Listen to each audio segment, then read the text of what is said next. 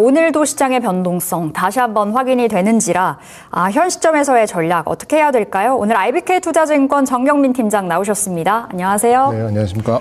예, 팀장님 오늘도 흔들립니다. 물론 네. 코스닥은 확실히 8월 들어와서 바뀐 걸 느낍니다만 그래도 장중에 코스닥 또한 변동성이 상당한 상황이고요. 네. 코스피 지수가 오늘 매도 사이드카가 걸릴 만큼 폭이 깊었거든요. 네. 시장 어떻게 전망하셨을까요? 대다수의 분들은 지금 코스피 지수, 특히나 이제 반도체에 관심이 굉장히 높으실 것 같아요. 물론 이제 그런 것들을 뒤로 하고 지금 잘 올라가는 것들 이렇게 종목들 말씀드리고 싶은 생각도 좀 있긴 했습니다만 그래도 좀 여러분들의 고민을 좀 함께 하고자 지금 좀 아픈 곳을 또 한번 이렇게 휘저으면서 좀 말씀을 좀 드려야 될 것 같아요.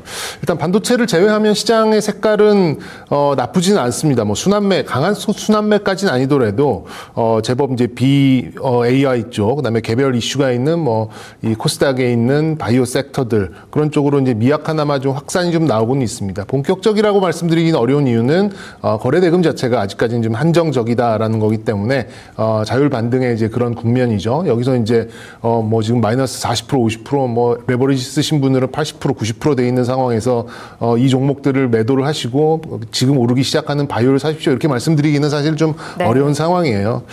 시장이 지금 이제 매크로 지표 특히나 이제 큰 변수를 보면은 1,420원대 환율, 그다음에 유가도 75불대고요. 그리고 이제 국내도 1회 이상의 금리 인상 이런 것들이 이제 작동을 하고 있기 때문에 나름대로의 상승을 만들어낼 수 있는 섹터가 이런 재료를 반응을 하면서 올라가고 있다라는 것은 예전에 완전히 쏠려 있었던 시장보다는 좀 긍정적인 이제 그런 확산으로 볼 수가 좀 있겠습니다. 코스닥은 좀 바닥의 신뢰가 좀 있었어요. 더 이상 바닥을 논하기 어려운 수준까지 그게 이제 좀 역설이었던 것 같습니다. 특히나 거래 대금이 이제 4조대까지 완전히 말라버렸었던 그 시점을 바탕으로 올라오고 있는 코스닥 시장이 조금 더 이 투자자들한테 좀 신뢰를 받아가면서 자율 반등을 좀 이뤄내고 있는 것 같고요.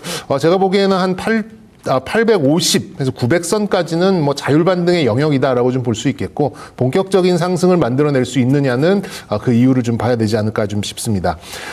코스피 시장은 무조건 반도체가 살아야 하는 시장은 맞아요. 그 구도는 변하는 건 없습니다. 네. 지금의 수급이라면 변동성, 쏠림 완화, 금리 인상 이 정도의 키워드로 좀 볼 수 있겠는데 굉장히 고난이도, 고난의 시기, 고난의 행군 이렇게 좀 말씀드릴 수 있겠어요. 상반기가 KTX 같은 또 고속도로 같은 이제 그런 움직임이었다라고 한다면 하반기는 이제 비포장도로 굉장히 많은 이제 그런 확인해야 될 것들을 확인을 하고 없어진 그런 수급과 심리들을 다시 리빌딩을 해가면서 가야 되는 상황이다 보니까 우상향을 할지언정 굉장히 높은 난이도의 그런 시장이 될 수밖에 없는 거는 시청하시는 분들도 다들 공감하실 것 같습니다.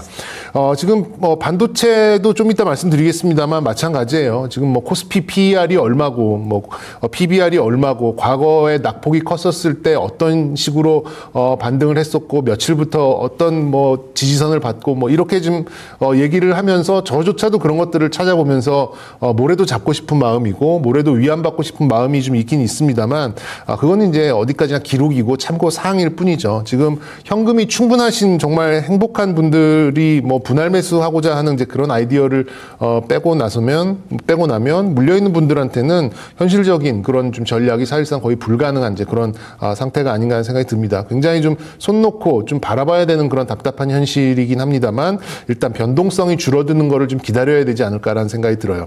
전망 다들 좋다라고 하죠. 지금 밸류에이션 사상 최저치고 이렇게 빠진 적이 없었고 그리고 또 환율까지 낮아져 있는 이제 이런 상황인데 주가만 이렇게 오르지 않는 것은 아직까지 시장의 의심이 다 없어지지 않았다라는 그런 점이고 신뢰 높은 바닥 구간이 형성되지 못했다라는 점에서 비롯된 게 아닌가 싶습니다. 어쨌든 반등이라는 것은 반드시 신뢰 높은 바닥 구간이 형성이 돼야지만 그것을 딛고 올라서는 거기 때문에 지금의 변동성의 이런 상황이라면 아직까지는 신뢰 높은 바닥을 잡았다라고 보기에는 좀 이르지 않나 생각이 듭니다.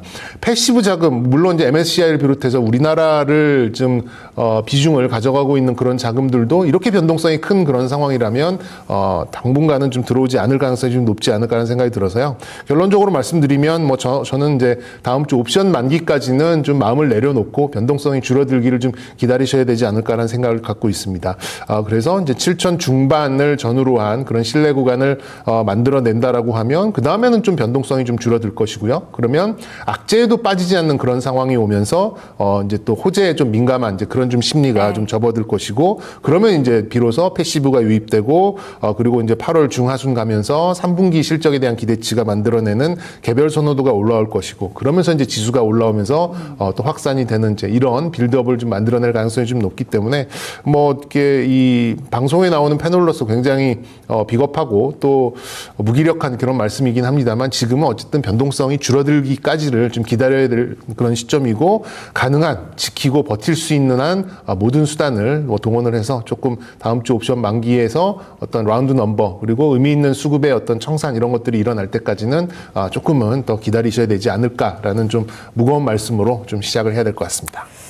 그렇다면 팀장님께 궁금한 건 앞서 말씀 전해 주셨듯이 우호적인 배경이 계속 만들어지고 있거든요. 그렇게 높던 환율까지도 우리를 도와주고 있고 전쟁도 어느 정도 일단락이 되어가는 모양새인데 그럼 언제쯤 바닥을 잡았다라는 그 시그널이 나올지 그건 사실 예단하기가 힘들잖아요. 그럼 필수 조건이 있다면 대체 어디에서 만족을 해야 되나요? 성적도 이렇게 좋았는데 삼전 닉스가. 네, 일단 뭐 저는 저 파생 시장에서 좀 의미 있는 그런 벽 같은 게 좀 포지션이 좀 나타나야 될 것 같아요. 지금은 압도적으로 콜옵션, 풋옵션의 매수 쪽이 굉장히 좀 많아진 이제 그런 상황입니다. 그러니까 어떤 가두리를 이렇게 가둬놓는 게 아니라 변동성에 베팅한 이제 그런 자금들이 굉장히 많아졌다라는 게 그런 좀 특징으로 볼 수가 있겠어요.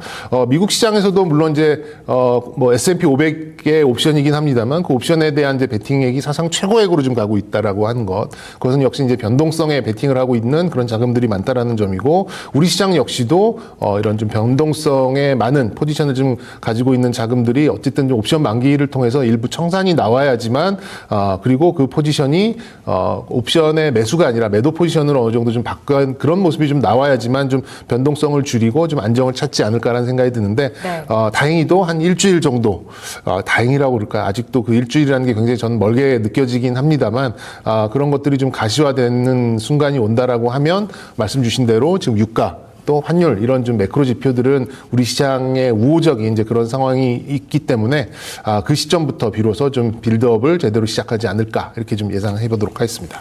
네, 그렇다면 삼성전자와 SK하이닉스의 그 전략이 또 궁금한데요. 지난번에도 말씀 주셨던 기억이 납니다. 만약에 지금 뭘 사야 될까 고민이 된다면 내 포트에 100% 비중 실는 것도 가능하겠다. 연말까지 삼전닉스 100% 실어서 바라보자 말씀 전해주셨는데 굉장히 답답한 흐름이잖아요. 그럼 여전히 시각은 동일하실까요? 아니면 이제는 좀 달라졌을까요? 뭐 저는 크게 변하지 않습니다. 지금 SK하이닉스나 삼성전자처럼 뭐 실적 좋고 밸류 싸고 그리고 모두의 관심이 높아져 있는 뭐 이런 시점은 또 없었던 것 같아요. 사상 최저의 그런 밸류라고 하고, 그리고 이제 지금은 어떤 이제 수급 무슨 일이 일어나도 이상하지 않을 뭐 오늘 SK하이닉스 하한가를 넥스트에서 그 장전에 기록했었던 걸 보면 무슨 일이 일어나도 이상하지 않을 만큼의 이런 비정상적인 이제 그런 좀 수급 상황에서는 뭐 어떤 수치를 갖다 대더라도 뭐 적용할 수 있는 게 좀 없는 이제 그런 상황이긴 합니다. 근데 말씀드린 대로 어쨌든 또 지나고 나면 그때가 기회였네라고 뭐 100이면 100 그렇게 말씀하실 가능성이 굉장히 높아요. 이게 이렇게 좀 꺾여 내려갈 수 있는 이제 그런 시장 상황은 아니라고 좀 생각이 듭니다. 중요한 것은 이제 투심 회복에 대한 시간인데요. 그런 빠른 속도감과 빠른 하락에 대해서 빠른 속도감에 의한 빠른 회복을 우리가 너무 큰 기대를 좀 가지고 있기 때문에 지금 계속해서 지금 실망을 하고 있는 게 아닌가 하는 생각이 들고요. 역설적으로 좀 무뎌져야지만 좀 민감해질 수 있는 그런 상황이 아닌가. 좀 뭐 이게 뭐 좀 속된 말로 좀 말장난 같이 좀 느껴질 수도 있을 것 같은데 이건 뭐 지수랑 거의 비슷합니다. 실려 있는 바닥 구간을 아직 두 종목이 찾지 못했다라는 생각이 좀 들고요. 물론 이제 시야를 넓혀 보면은 오늘 이제 뭐 반도체 일부 소부장 종목들 특히나 이제 기판 중심으로 해서 일부 강세가 나오는 그런 종목들이 강세로 가고는 있습니다만 섹터 전반적으로의 어떤 동질성을 찾지 못하고 일본에도 또 AI 인프라 관련된 종목들이 하락을 하고 있는 그런 상황이라면 지금 이제 우리 시장의 독보적인 우리 시장만의 문제가 어느 정도 좀 뭐 수급적으로는 존재하긴 합니다만 심리적으로는 이제 전 세계적으로 이제 레버리지의 청산이 다 일어나지 않은 이제 그런 상황이다 보니까 이런 것들을 좀 기다리는 시간은 조금 더 필요하지 않을까 먼저 이렇게 좀 말씀드리고 반도체를 좀 풀어보도록 하겠습니다. 일단은 의구심을 해결해 가는 그 과정인 듯 합니다. 그래서 시간이 좀 더 필요하다라는 관점으로 말씀 전해주신 듯하고, 3전 닉스 여전히 긍정적으로 뷰 보여주셨거든요. 지금 뭐 100% 비중까지도 괜찮다라고 표현을 해주실 만큼의 확신을 또 저희에게 던져주셨다 보니 반도체 긍정적으로 보실 필요 있겠습니다.